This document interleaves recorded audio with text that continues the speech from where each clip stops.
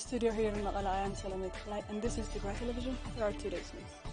Tigray State Council says it supports the peace agreement and will work for its implementation. In a statement on Monday, the State Council called on the international community and all responsible bodies to monitor implementation of the peace deal signed in Pretoria on the 2nd of November 2022. The Council called upon all concerned bodies to fulfill their responsibilities in order to achieve immediate implementation of the peace deal.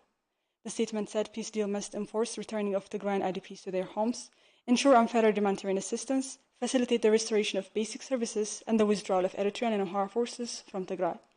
The statement said the Council has established committees to support the ongoing peace talk.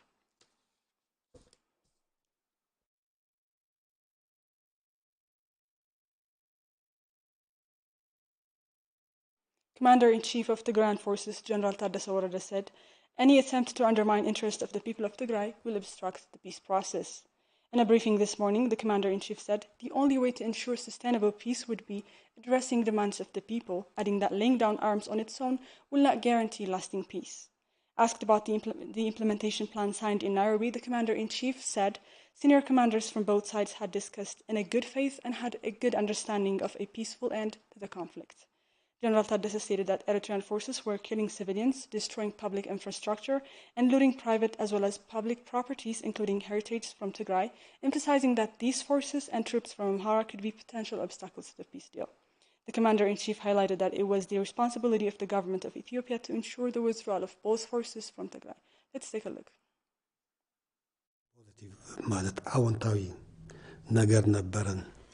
We've discussed it in a good phase. We was warned to agree for the fighting to end. We was warned to create peace. I've seen this from the commander in the other side. One of the things we've discussed was to ensure unhindered humanitarian access without any precondition, food, medicine, and alike. There was some delay in its implementation, but it seems better in these 2 days. It should have started earlier, including through air.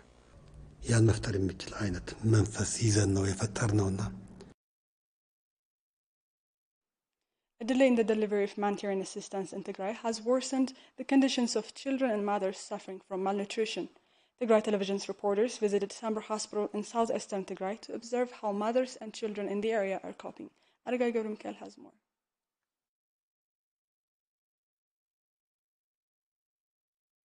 Access to food and other essentials have been difficult for many in Tigray as a result of the war and the siege that followed. This has resulted in the increase of malnutrition cases and death toll for many mothers and their children. Despite the agreement reached between the governments of Tigray and Ethiopia, humanitarian assistance remains far from reaching the people in need. This is Tsahai Hulfom, a mother of 9-month-old child. We found her and her son at Samra Hospital, southeastern Tigray, receiving medical care. She says her son became ill because she was unable to breastfeed him as a result of malnutrition.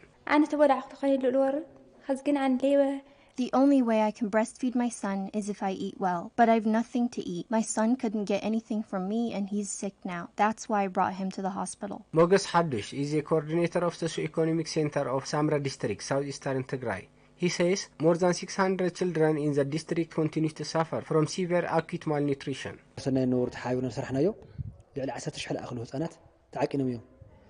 We have tried to conduct a survey on more than 10,000 children in collaboration with NGOs that are working in our district, and the result was shocking. Out of these, more than 3,000 of them are severely malnourished, while more than 600 in severe acute malnutrition. On the top of that, more than 2,000 women are malnourished, and 2 of them have died recently due to lack of medicine. Dr. Gabramescal Kiros, a medical doctor at Samra Hospital, said that the hospital has currently run out of medical supplies, which forced them to give expired food.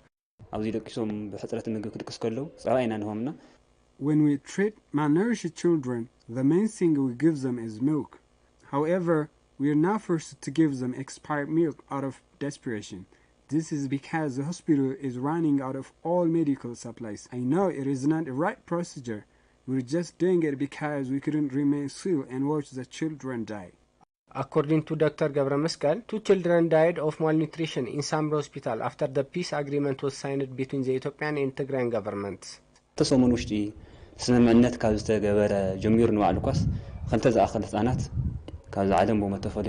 weeks after the signing of the peace deal, we've lost 2 malnourished children. because of lack of medical supplies. It has been more than 2 weeks since the peace deal has been signed between the Ethiopian and Tigrayan government in Pretoria, South Africa. However, humanitarian aid is yet to enter to the millions in need.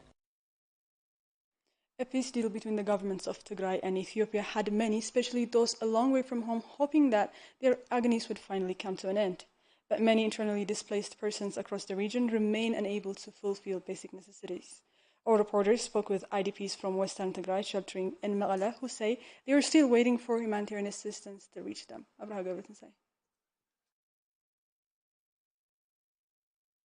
Internally displaced persons from different parts of Tigray, particularly Western Tigray, currently sheltering at repurposed schools in Mekelle say that they have been delighted since they heard the news about peace agreement in Pretoria. The IDPs added that the peace agreement has triggered renewed hopes in their lives.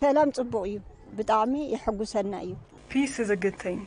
We are happy about it. The peace deal would be comprehensive when we return home and when those who invaded our land leave. We're peace seekers. We've lost a lot because of war. Many things have been ruined. We want peace and they should make peace and return us home. تسفى وسلام خوينا عدنا كنخيد لما ربتنا كنخيد زي عوي تسفانا أي. Our hope is for the peace agreement to bear fruit so that we would return home. We never give up on peace as long as what has been started is effected on the ground. سلام عبزوشتي عصرتهم على سلام تواهي روف. We've been relieved for more than 10 days now since we learned the news about the peace accord. Peace is irreplaceable. War destroys human lives. The IDPs also say that the fresh hope that the peace agreement illuminated in them is about to fade away, as they couldn't see any of the promises affirmed in the peace agreement, including essential aid supplies and restoration of basic services, including banks on the ground. We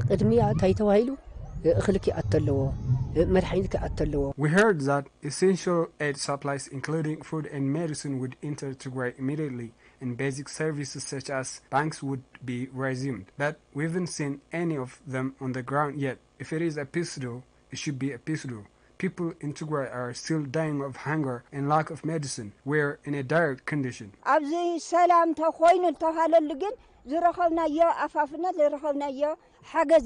They say peace agreement has been signed, but we haven't got any aid from it yet. We have worn out what we had as we fled without any spare clothes. Our children are forced to endure immense hunger and other inconveniences, as they couldn't get anything to eat. I'm short of words to describe our tribulations. Moreover, the IDPs said Eritrean forces have continued committing atrocities on the ground despite the peace agreement and called for the immediate withdrawal of the forces based on the peace agreement. Eritrean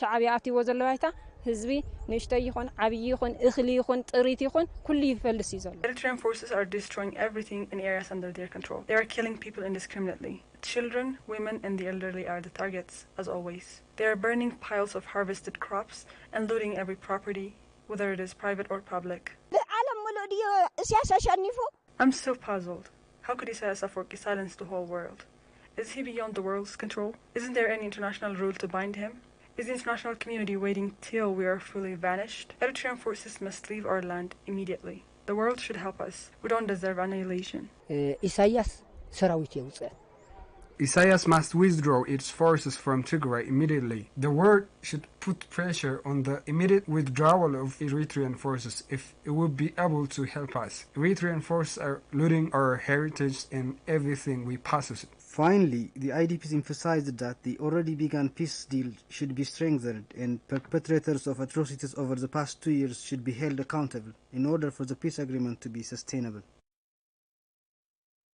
A media expert who had a stay with our television station said the UN Internet Forum should bring the world's attention to the communications blackout in Tigray. The editor of Tigray, Tigray Gurumkal, said the forum that will be held in Addis in late November must teach the Ethiopian government that disconnecting an entire population is not the right way to govern. Abil Tagabu has the report.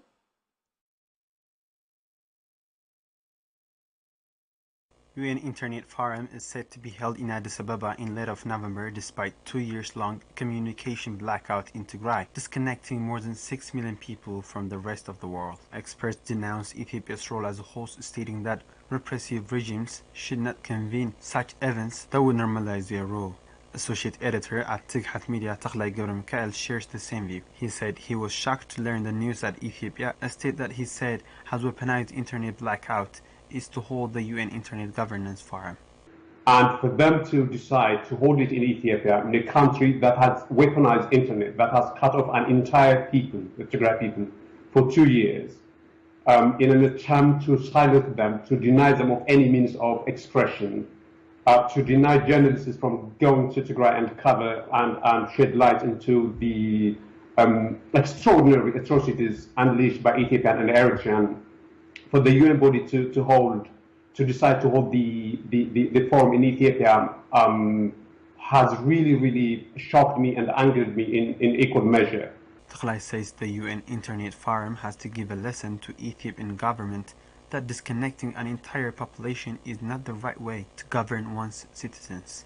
I think in the light of the discussion that we are having in terms of the Internet Governance Forum, I think serious people in the body, in the UN body, in the Internet Governance Forum, should use this as an opportunity to make the point to the Ethiopian regime that it should open internet in Tigray, that it should lift the communication blockade on Tigray, that this is no way to govern people, that this is barbaric to try to commit atrocities in total darkness.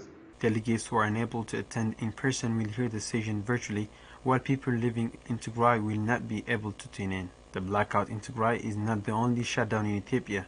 Communications have also been turned off in parts of Oromia, Ethiopia's largest region. Addis Ababa was also left without internet for weeks in 2020, following a wave of violence that was sparked by the killing of popular Oromo musician Hachalu Hundessa. Tigray says to set a country that has committed crime against humanity in darkness to hold Internet Forum was a mistaken decision from the get-go, but the world should use this event to highlight the blackout in Tigray. Maybe they wouldn't agree with the characterization that genocide has been committed, but even by UN account, war crime and crimes against humanity have been committed in Tigray, and a huge part of the weapon used to achieve those two ends has been the shutdown of the internet, and they have to make that point. It was a mistaken decision to hold it in Addis. It was a mistaken decision to work in collaboration with the regime. It was a mistaken decision for WFP, for the UN Women's Body, for the other UN bodies in Addis to have been working closely with Abiy. It was a total mistake, but they now have an opportunity to redeem themselves by doing something righteous. Well, that's all for today. Thank you for joining us. See you next time.